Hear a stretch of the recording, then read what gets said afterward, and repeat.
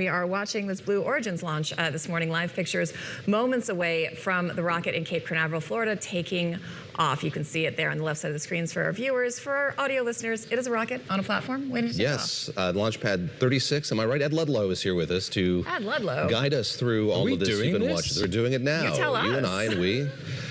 You've been watching all this. There's this hold about 3.5 minutes in. What was happening here? It looked like things were proceeding at pace, and then there was a stop. Yeah, I mean, what I would say for the radio audience listening, that what we showed is a 98 meters tall, 321 foot. It's quite sizable. This is a big vehicle. Of Blue Origin. Blue Origin is the space company founded by Jeff Bezos, the founder of Amazon and one of the world's richest people. And it's a powerful launch system. And, you know, we're about 90 seconds away from launch. You tell me if we're going to take this launch or not, but right now, things are counting down. We're going to take it. It's so normal for them to take pause. These are highly autonomous systems, and there are all kinds of imponderables: the weather, human error, data glitches, engineering glitches. So what they often do is just say, okay, everyone stop, reset, and let all the different teams that are tracking the launch system catch up with one another. That's kind of what happened today, and there'll be a post-mortem on that, but we're 60 seconds away from launch. And the significance of this, guys, is that New Glenn is the flagship, more powerful system.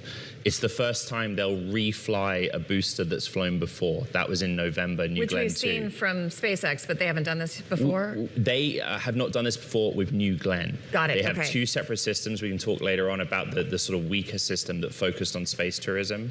But this is kind of what Blue hopes will take on SpaceX's Falcon 9 Heavy and Starship. And within this, above the rocket, rather, there's a satellite.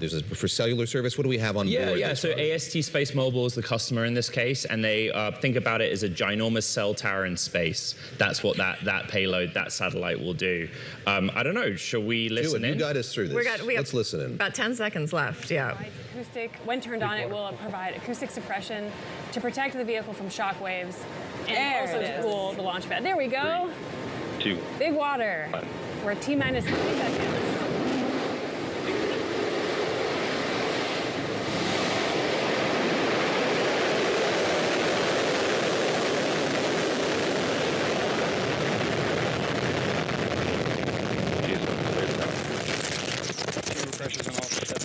Guido, provide first motion time.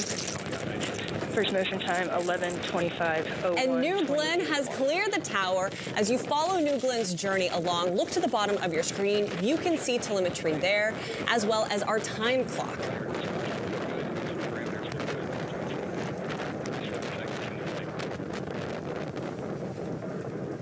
Vehicle's now completing the pitch over maneuver. Strakes are now level. 45. Auto sweeping complete.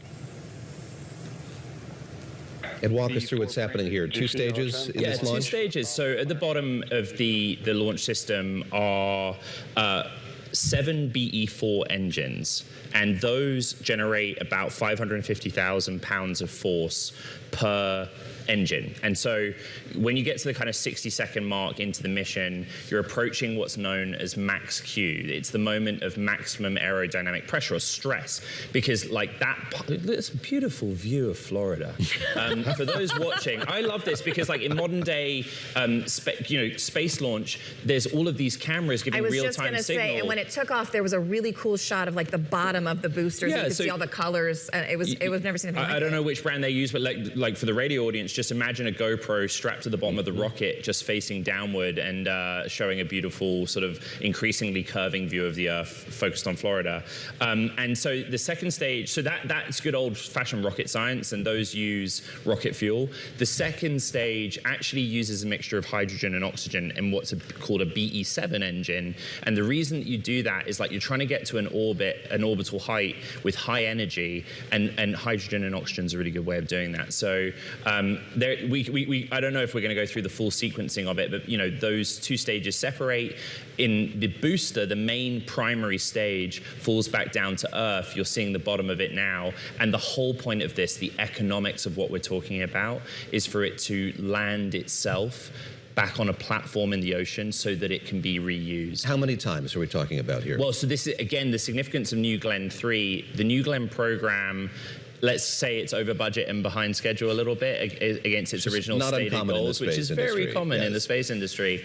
But this will be wow, what a beautiful way of looking at it. This would be only the first time they've reused a booster that's flown before, and that booster only flew in November. But, you know, in speaking with the company, which we may get to, you know, I think that they're now in a place where they're going to really ramp up the cadence of launching this system. Let's do that. So you had this interview, and you were telling me it's not just about this launch. It's more about their long-term plan and their ultimate goal. Because this New Glenn system, this is the system that Blue wants to get their company and their company's participation in getting America back to the moon. All right, let's listen. It's Ed Ludlow in conversation with CEO Dave Limp. I think it'd be a really good year if we could do, 8 to 12 flights this year, up from 2 last year. That would be, that'd be a good cadence for us. I can see a path that we have plenty of hardware to do that. It really is what we learn from the flights.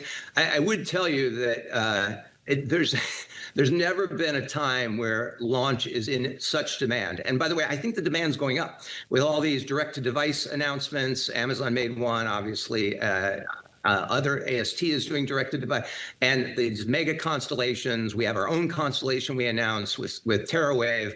That if I could fly a rocket every week right now, I would be sold out for the indefinite future. And so our job is to get out there, get as fast a cadence as we can, as quickly as possible.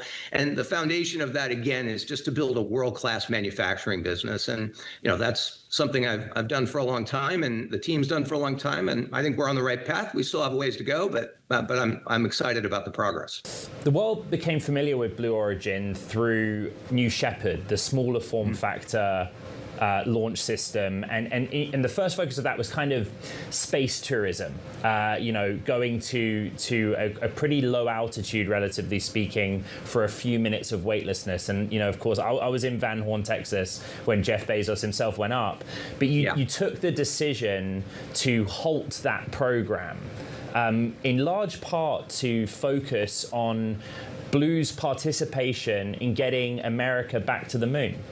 And so, in the first instance, Dave, what has the result of that decision been? Have you been able to accelerate that other program, the Lunar program? How have you moved and reassigned resource and people to fulfill that ambition?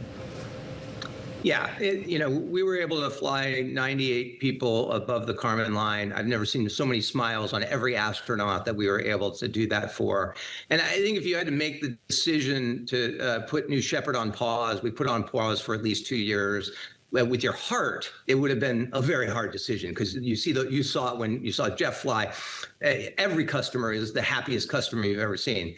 But when you make that decision with your head, it was probably one of the simpler business decisions that I and Jeff have ever made, because I am so passionate about getting the U.S. back to the moon, as is Jeff. It's, I don't think the country wants another Sputnik moment. We have been saying at Blue for 20 plus years that the moon is this incredible gift given to us. It's 3 days away. It's got all the resources that we'll ever need right there, at least for the foreseeable millennium ahead of us. And we know how to get there. The moon is back. It's the focus of this country, right? And NASA as the agency leads it, but in commercial space, SpaceX is now deepening its involvement in the plan. And Blue Origin also is in with a really good shot of being a really big participant in the Artemis program. But separate from that, again, bringing it back to the launch that we're covering here today, New Glenn 3, this is the launch system, the rocket that will get their I guess, more cargo-type lunar lander to the moon's surface. And what I think that Dave went on to say at that interview is that there's a really good shot that if New Glenn goes well, and we'll track it, hopefully the booster lands, but that program will put a cargo-focused lunar lander on the moon by the end of this year, later this year. Wow, that's soon. Yeah, and so this is kind of consistent with NASA and with Jared Isaacman, the administrator. this is a simple plan. Flood the moon's surface with stuff. Literally like cargo-focused landers, materials to build a base on the moon. And like if we had launched Bloomberg this weekend, even 3 or 4 years ago, and I had said that, you guys would have laughed me offset. But now there's a lot of buy-in across the industry and politically as well to do this. This is the thing Ed says, because we talked about data centers in space and I laughed. You did. You brought that up. Yes. And now look where we are. He spoke about demand. Let's wrap up by talking about that. Yeah. How much demand this company and others see for continuing to launch satellites like this into space. Yeah, so like, you know, again, the mission on the screen, AST is a customer and they paid money for this. So it's important that they can actually ramp up cadence so they can book revenues. Space is an expensive business and you measure the economics of that on a dollar per kilo basis. Blue Origin's dollar per kilo now is in the thousands of dollars, and they would hope with time to take zeros off that, right? That's kind of what they're building towards. They need customers to do that. It's so interesting, like we don't have time for the full history lesson, but people forget in 2015, Blue Origin landed a booster back on Earth before SpaceX did. It's just that SpaceX then massively pulled away. And so, you know, they have all kinds of cellular or internet, constellation-based internet opportunity with Amazon, which is trying to take on Starlink with AST, things like that.